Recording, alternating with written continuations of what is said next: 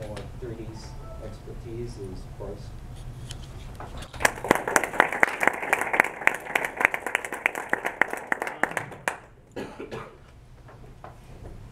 Hi guys, my name's Bryce. I'm a junior at Williamstown High School, and I'm doing a Pathways on Game Design. I took a pilot Pathways in 9th grade, and I ended up doing more work, and at the same time enjoying some of what I did. I'm doing a Pathways for game design because I'd like to get a career in the video game industry. Enrolling in a Pathways curriculum allowed me to mostly have creative freedom over projects, work that I do.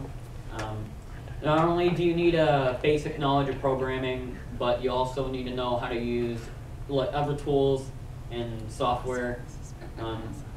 It's hard work. That's for sure, especially when you're working by yourself. All sorts of skills are put into things like this.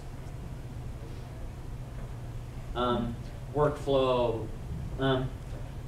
Such tools that I use, I mainly for the engine, which you basically use for building blocks of a game. You can build your own, but you can also license them as their Unreal Engine. It's widely used by game development studios, and it's been used in professional AAA titles like BioShock and Gears of War. For image editing, I use Adobe Photoshop because it's also widely used, and it can be applied to almost any situation, and it's another advanced tool.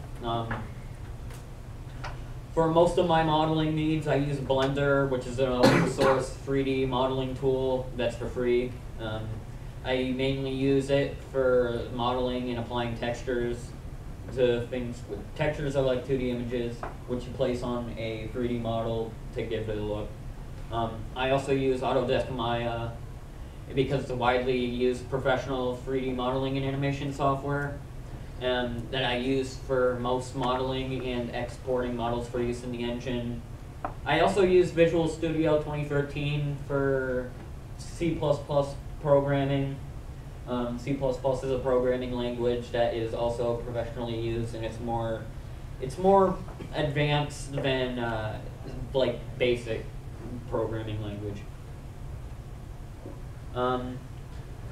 I've been working on a action role-playing game that has a branching storyline, fast-paced gameplay, a large emphasis on an anime art style, a dark story with sci-fi, fantasy, post-apocalyptic, and dystopian theme to it. Keep in mind that the video shows a work in progress and does not reflect the final progress. Go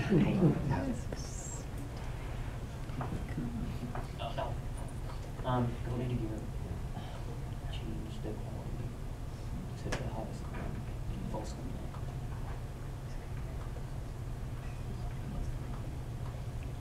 So I've been using the third-person template included in the engine as a base for work. I added the mini-map in. See, there's basic movement like jumping and that stuff, crouching. I implemented a mini-map which displays the map in air position.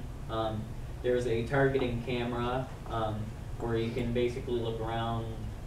Similar to how GTA's movement system works, it's free, but when you aim, it's more of a restricted guideline. You can aim normally, and I also added a first-person perspective that you can press a button with, and you can change to.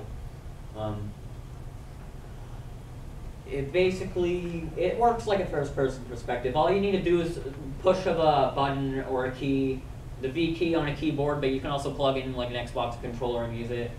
I also added things like, I just barely added things like 2 nights ago. This video was recorded a few days ago, but I added new things like a crosshair, which tells you what you're aiming at. It basically disappears when you're not aiming, and it goes into first person when you're when you're in first person, it shows the crosshair. I also added a system where you can pick up objects and move them around. It's a work in progress.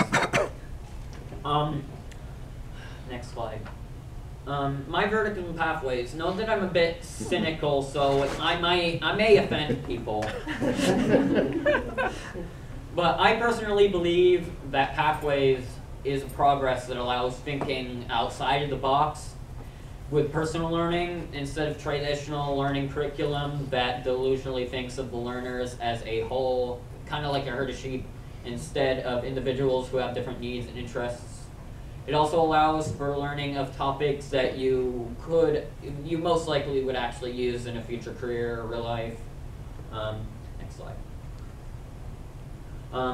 That's all I have to say. I will introduce to you the man, the myth, the legend.